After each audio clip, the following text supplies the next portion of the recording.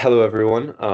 Welcome to our presentation for our paper for the IDDM 2025. That's going to be hosted at Lviv Polytechnic.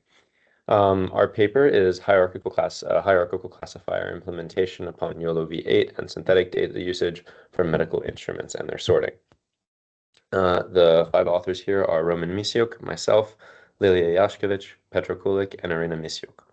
All of the authors except for myself are from the Ivan Franko National University of Lviv, and I myself am from Centrale-Supélec, which is the engineering component of Université Paris-Saclay in Paris, France.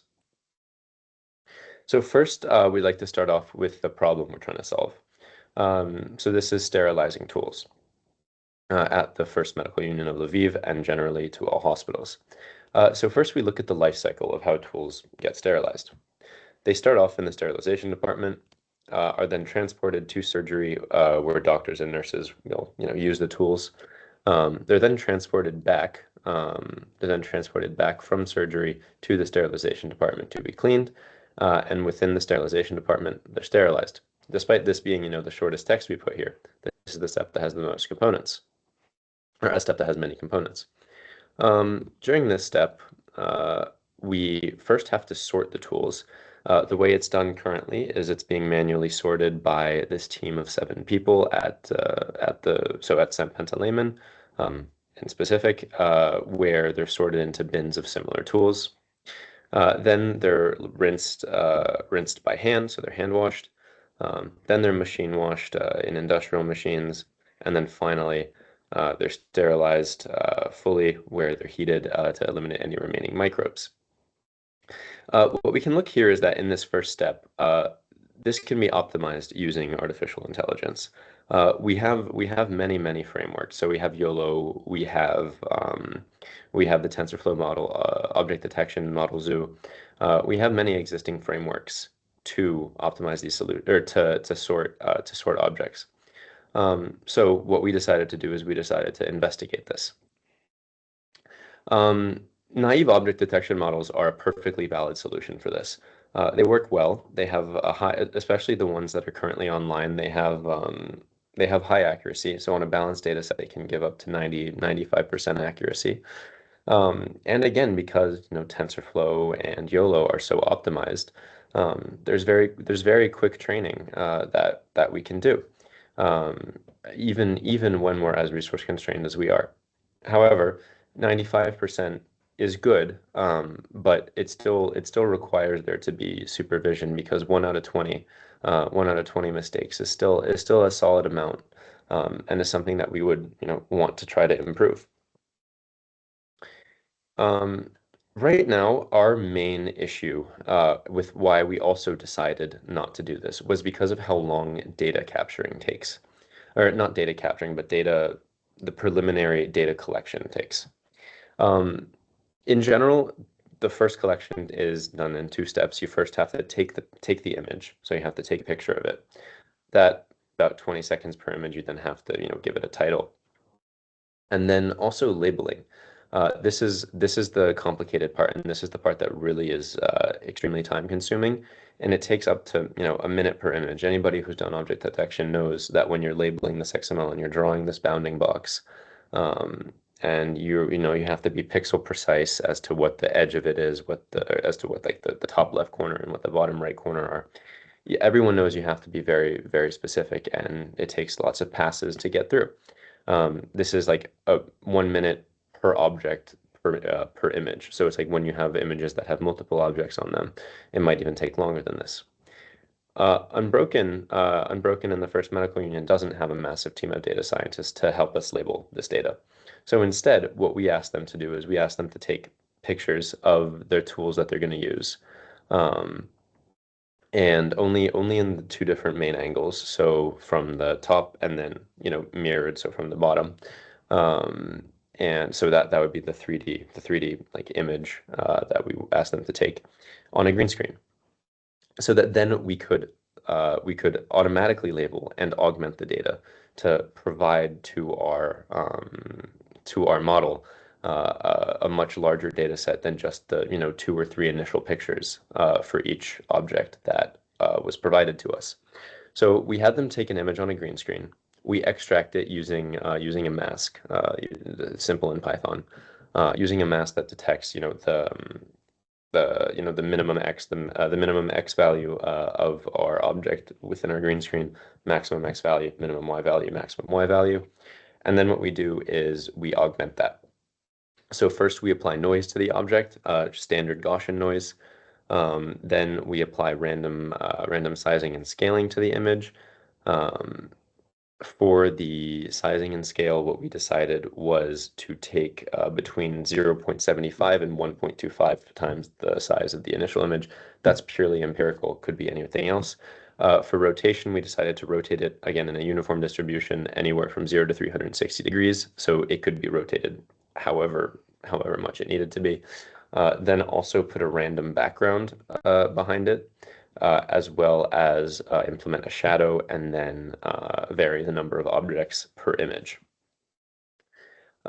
Here, this is what an example of the synthetic annotation will look like, where we'll have here we'll have the name of the object with the bounding box on it, which was all automatically done from the initial green screen image. Here's another one where we had two images on the same one. These were taken from opposite. So yeah, so we can see here that the reason this is slightly different is these were the two different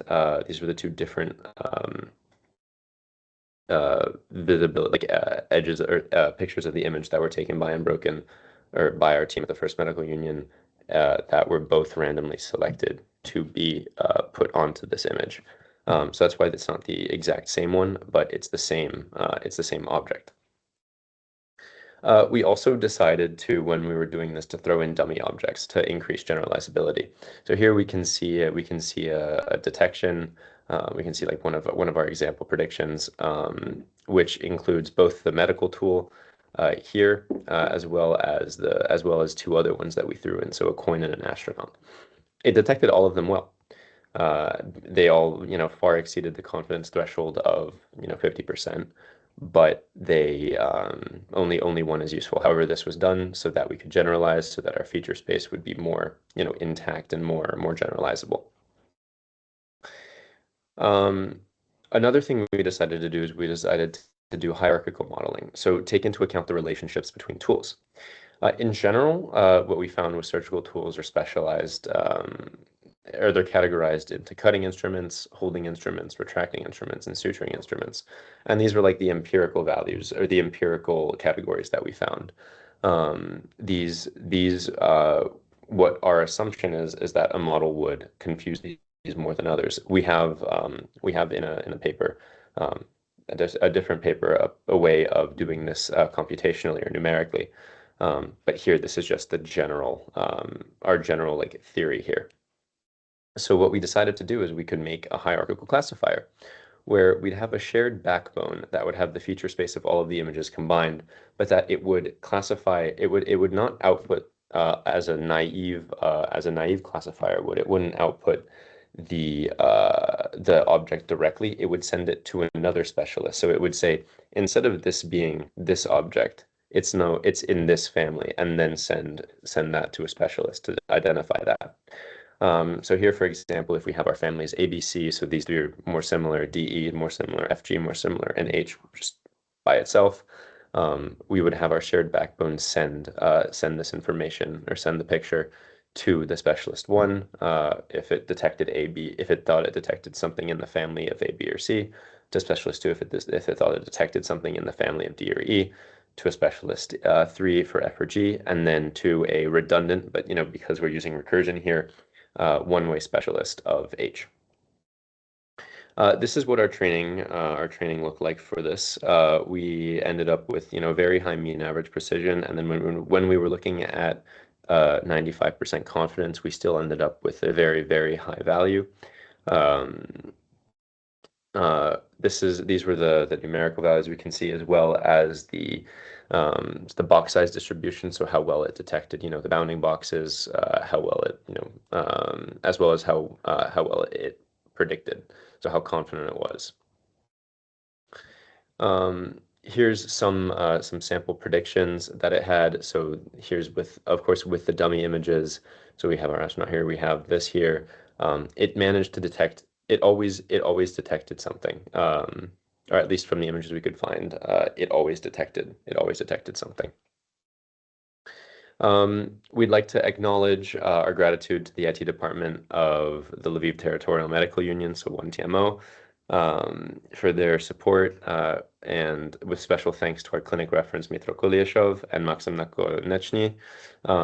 I'd also like to personally thank Razum for Ukraine, who made this connection between, myself and my Ukrainian colleagues here possible. Just to quickly discuss some limitations and future expansions as well as our conclusions. We have it correctly identifying our annotated instances with a very high mean confidence and mean average precision at 0.5. However, we have to note that hierarchical systems do increase our computational complexity and will thus potentially, and may also thus suffer from error propagation, where if the first model detects the wrong family, then the specialist will, of course, also will not detect the correct object. Also, our use of synthetic rather than real imagery may limit the direct clinical applicability. We're going into trial with the clinic very soon to ensure that everything works. We also, however, we say that it can be integrated into clinical workflows to support automated sterilization management, instrument inventory control, and tracking of these objects between operations, which both enhances efficiency and patient safety.